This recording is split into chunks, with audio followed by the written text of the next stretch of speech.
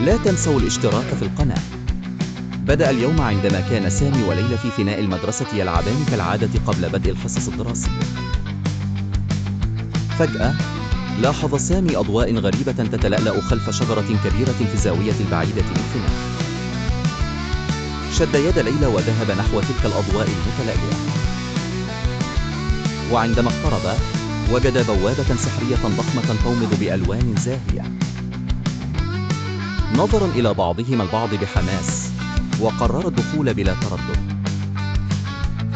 فور أن عبر البوابة وجد نفسيهما محاطين برمال ذهبية ومشهد مذهل للأهرامات العظيمة تقف شامخة تحت شمس حارة. كانت الأجواء حولهما تشي بتاريخ قديم وملكي. تقدما بخطوات مترددة وإذا بهما يقابلان ملكا فرعونيا يقف بجانب تمثال أبي الهول. كان الملك ودودا ووجه لهما التحية قبل أن يبدأ في شرح أهمية الحضارة الفرعونية والتاريخ العريق. أخبرهما عن بناء الأهرامات والمعابد وكيف كانت تستخدم النقوش لحفظ التاريخ والقصص.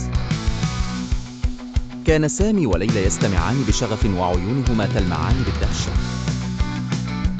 شعر كلاهما وكأنهما يخوضان مغامرة من نوع خاص، ليس فقط لأنها تأخذهم في رحلة عبر الزمن، ولكن لأنها تعلمهم شيئا جديدا عن العالم وحضارته.